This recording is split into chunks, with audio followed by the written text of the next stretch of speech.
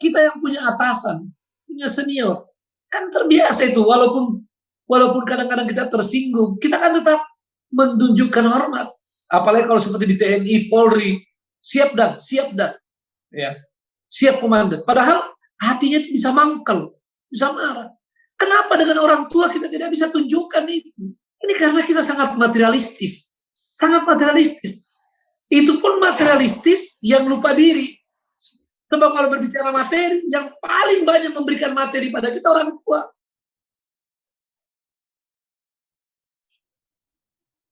Ya, syukran Ustaz. Assalamualaikum warahmatullahi wabarakatuh. Waalaikumsalam warahmatullahi wabarakatuh. Yang saya mau tanyakan terkait hadis yang mengatakan bahwa bukan dari golongan kami yang tidak menghormati orang tua. Saya langsung saja ke kasusnya, yaitu saya sendiri Ustaz, di mana saya juga baru hijrah. Kemudian di rumah itu orang tua, ya terutama ibu, kemarin itu mengadakan baca-baca doa. Saya juga tidak tahu baca-baca doanya itu apa namanya, tapi dalam rangka almarhum ayah saya itu sudah 5 tahun meninggal, dan katanya baca-baca supaya amalnya sampai ke sana. Nah, kemudian dari situ saya melarang untuk melakukan itu, dan sampai mereka itu di rumah sengaja tunggu saya pergi dinas dulu, baru mereka adakan baca-baca doa. Pertama, inti pertanyaan saya, pertama, apakah saya berdosa? Apakah saya menjadi anak durhaka dengan melarang? Kemudian dengan, ya mungkin nada saya mungkin agak tinggi saat itu, karena saya dengan tegas tidak ingin melakukan hal itu. Syukran Ustaz. Insya Allah. Ya. Langsung Ustaz. Ya, jadi kalau ke orang tua ini penting, ini sudah menjadi satu contoh lagi, ya. Ini mudah-mudahan jadi tip buat antum di hari ini, di pagi ini, ya. Yes, orang tua itu adalah manusia teristimewa dalam hidup kita. Sayang, kita sering lupa. Sering orang yang paling istimewa istrinya atau suaminya atau anaknya. Itu keliru. Walaupun jangan juga salah paham, itu ada tanggung jawab dan bagaimana memberi perhatian terbaik kepada mereka. Tapi jangan lupa, yang paling istimewa dalam hidup kita adalah orang tua kita. Yang dimaksud adalah bapak dan ibu. Mohon maaf, tadi ini saya agak terganggu sedikit pendengarannya. Ini tadi kasusnya dengan orang tua atau orang yang dituakan? Orang tua. Dengan orang tua kandung? Ya Ustaz. Oke. Berbicara dengan orang tua kandung. Oke, baik. Ini. Udah, cukup. Ya, ini yang saya mau sampaikan. Sekali lagi, ya, tolong catat ini dengan catatan besar. Kalau perlu, bukan taruh di dinding, taruh di hati. Yang paling istimewa dalam hidup kita dari manusia adalah orang tua kita, ayah dan ibu kita. Dan itu dengan nas-nas Al-Quran. Begitu banyak ayat dalam Al-Quran, begitu banyak hadis tentang ini. Ya. Di antaranya firman Allah SWT, wa in jahadaka ala an tusyrika bi ma laysa laka bihi ilm fala tuti'huma wa sahibhuma fid dunya ma'rufa.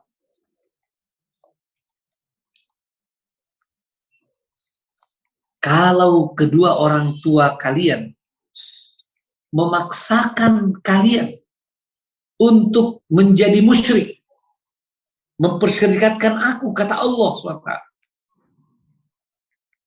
apa jalan keluarnya? Satu, fala tuti'huma, jangan diikuti, jangan jadi musyrik. Tapi yang kedua, wasahibhuma fid dunya ma'rufa, tapi tetap Anda harus berbuat baik kepada orang tua. Ini orang tua memaksakan perbuatan yang paling tercela. Tidak ada lagi perbuatan yang lebih tercela daripada menyuruh orang jadi musyrik. Betul? Ya Ustaz. Antum semua akan bilang betul. Itu perbuatan yang paling jahat di dunia ini. Menyuruh orang jadi musyrik. Sekarang orang tua kita bilang, kamu jadi musyrik. Gak boleh diikuti. Karena yang ciptakan kita Allah. Tapi kita bukan saja tidak boleh marah. Kalau sudah tidak boleh marah itu biasa. Bukan itu. Bahkan wajib untuk terus berbuat baik pada mereka. Ini sudah menyuruh kita berbuat musyrik. Suruh kita berbuat baik. Ya. Wasahibuhuma fid dunya ma'rufa. Ya, kalau kita ingat ini ya Allah, alangkah banyaknya dosa kita pada orang tua. Terutama bagi kita yang orang tuanya telah wafat, ya. Semoga Allah SWT mengampuni kita dan merahmati kedua orang tua kita semua. Sebagaimana mereka sangat menyayangi kita di saat kita tidak tahu apa-apa dan tidak bisa berbuat apa-apa. Saya juga sangat terharu karena ini banyak orang tidak paham. Kebanyakan kita menjadikan orang tua kita tuh sama dengan orang lain, bahkan kadang-kadang lebih rendah dari orang lain. Ketika kita berbicara dengan guru begitu hormat, ketika berbicara dengan atasan begitu hormat, ketika berbicara dengan senior dan orang lain, kita jaga jangan mereka tersinggung.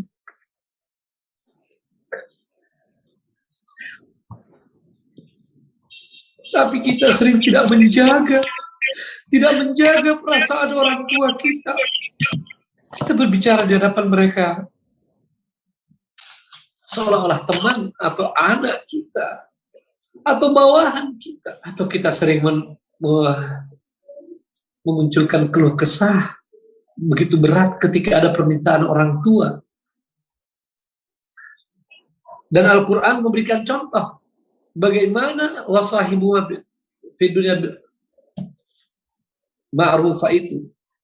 Allah kasih contoh selain dalam hadis-hadis yang baik. Dalam surah Al-Isra ayat 20 dan 21. Di antara contohnya itu, wa qada rabbuka alla ta'budu illa iyyahu wa bil walidaini ihsana. Allah SWT menetapkan kalian tidak boleh menyembah kecuali Allah SWT saja, dan dengan kedua orang tua kalian harus berbuat yang terbaik, berbuat baik. Contohnya, imma yablughanna 'indakal kibara ahaduhuma aw kilahuma. Apabila ada di antara kalian yang punya orang tua yang masih hidup di usia senja, keduanya atau salah satu di antara keduanya. Artinya ini dalam tanggungan Anda. Ya. Semua kebutuhannya Anda yang penuhi. Ya, dalam perawatan Anda, artinya Anda itu luar biasa jasanya dalam tanda petik. Apa kata Allah Subhanahu wa ta'ala? Allah yang Maha Pengasih, lagi Maha Penyayang, pencipta kita, yang kepadanya kita akan kembali, berfirman, fala taqul lahuma uffin. Jangan sekali-kali kalian berkata walau hanya bilang ketika perasaan tidak enak karena berat beban, atau karena ada permintaan orang tua, atau ada kekeliruan orang tua, bilang saja tidak boleh. Bahkan kalau dalam penjelasan para ulama mengikuti yang namanya urf orang Arab, kan ayat ini turun pertama kali di bangsa Arab. Maka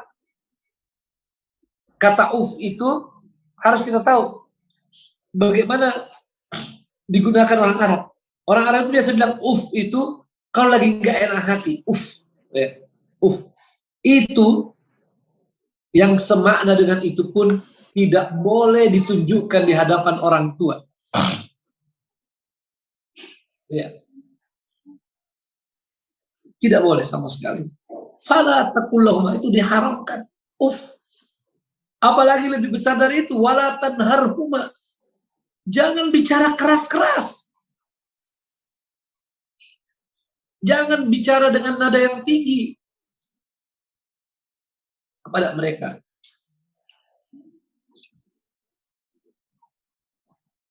Walaupun maksud kita baik. Walaupun karena kita ingin melarang, mencegah dari hal yang buruk. Tidak boleh sama sekali dengan suara yang tinggi. Tidak boleh sama sekali dengan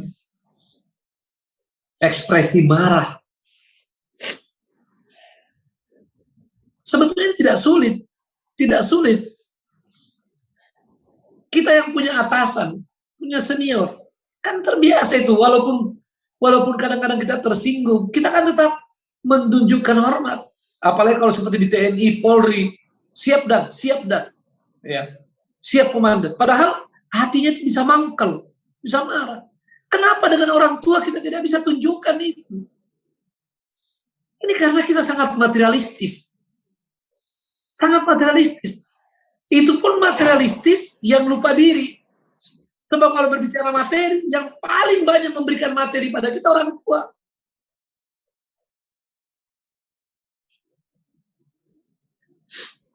Di saat kita tidak bisa apa-apa. Coba sekarang ukur nilai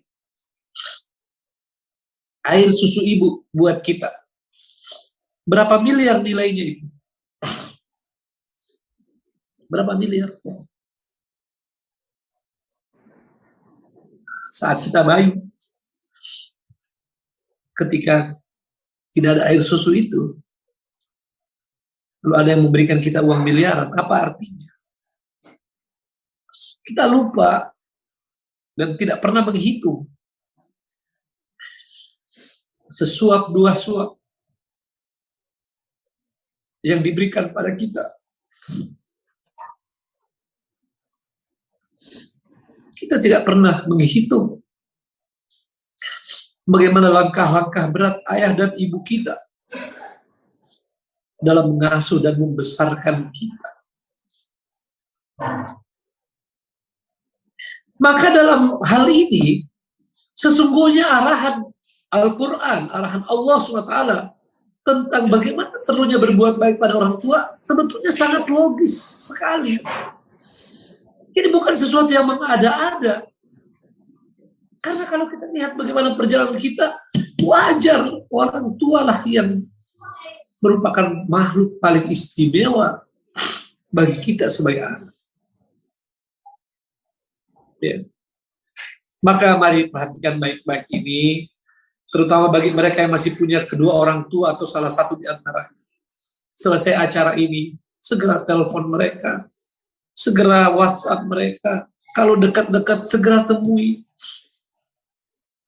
Cium tangannya, cium kakinya. Ya. Mohonlah keridhaan mereka. Ridhallahi fi ridhal walidain. Keridhaan Allah ada pada keridhaan kedua orang tua. Saya berkali-kali menyampaikan pada teman-teman, apapun alasannya, apapun masalahnya, jangan pernah memperlihatkan pada orang tua kita marah, kita tidak suka. Jangan pernah. Kalau ada yang tidak cocok, ada yang kita tidak sukai, sampaikan dengan cara terbaik, dengan suara yang lemah lembut. Jangan sombong bahwa dengan sikap itu bisa merubah orang tua, itu sombong namanya. Dengan orang tua harus tetap lemah lembut berbicara. Bahkan saya mau sampaikan, bagi orang-orang yang mengatakan ada luka pengasuhan, ya, ada anak-anak yang kemudian merasa bahwa orang tuanya dulu telah berbuat kesalahan tertentu karena salah dalam mendidik dan sebagainya.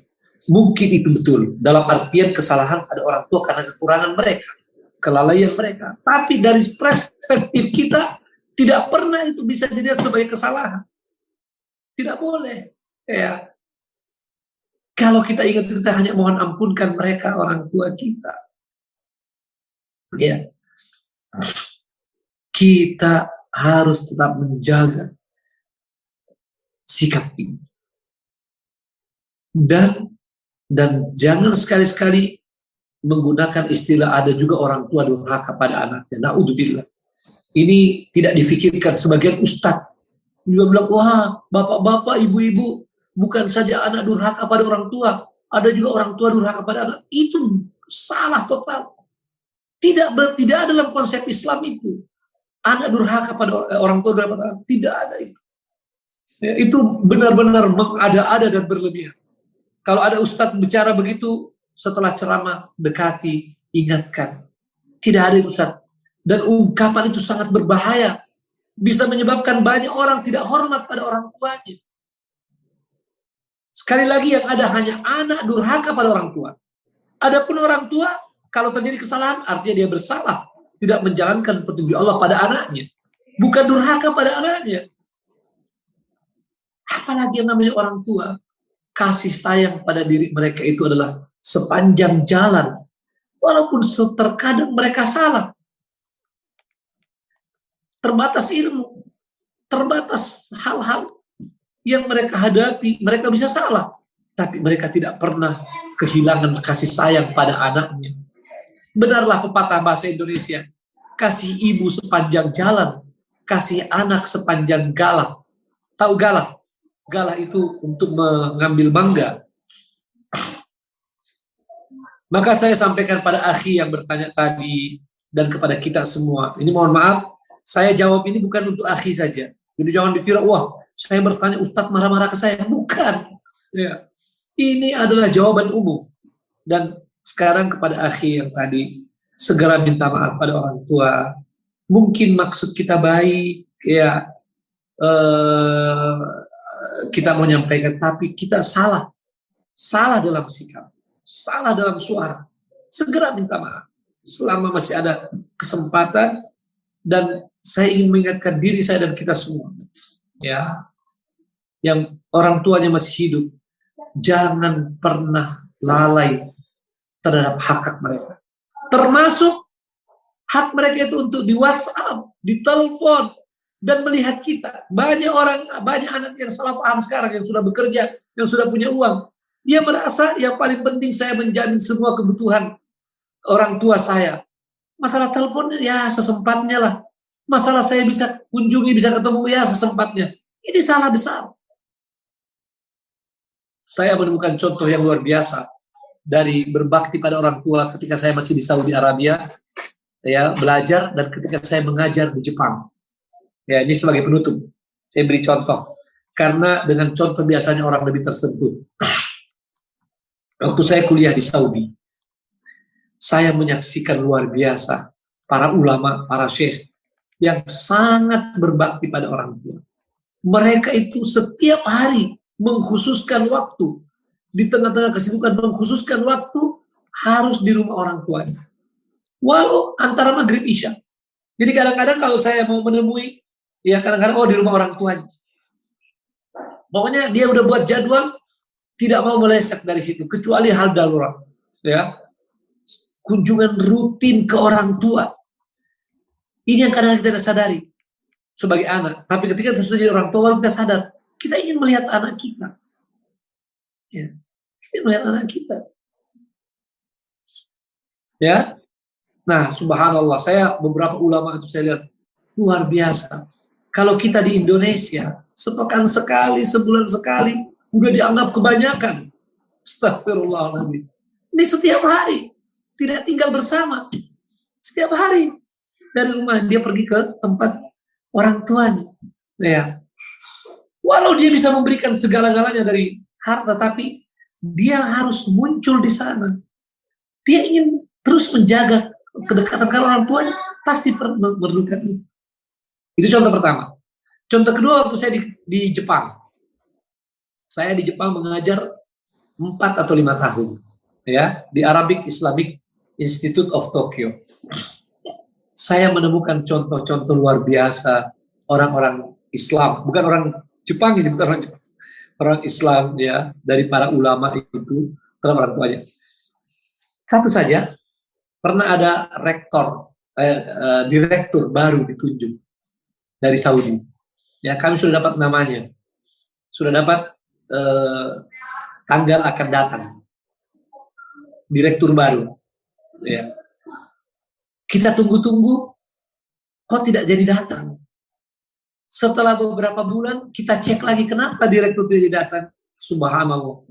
Jabatan yang begitu penting, yang mungkin diidam-idamkan oleh seseorang. Jadi direktur Arabic Institute of Tokyo di Jepang, ya, dengan gaji yang tinggi dan pengalaman hidup di negeri Sakura. Direkturnya tidak datang, kenapa? Ketika tanya, karena tidak dapat izin dari ibunya. Ya, ibunya tidak izinkan untuk pergi ke sana. Subhanallah, ya, jabatan begitu penting tidak diambil karena ibunya tidak izinkan. Coba cari di Indonesia, ada nggak kita gitu? Mungkin kalau ada yang dilarang sama ibunya, ibu ini tidak tidak mengerti tentang kebutuhan saya dan seterusnya. Ya, nah ini sekedar contoh. Mari sebagai penutup jaga, terus jaga dengan orang tua kita dan jadikanlah pertemuan dengan menjadikanlah kehidupan orang tua kita jalan untuk mendapatkan surga Allah Subhanahu wa ta'ala. Semoga bermanfaat. Wassalamualaikum warahmatullahi wabarakatuh.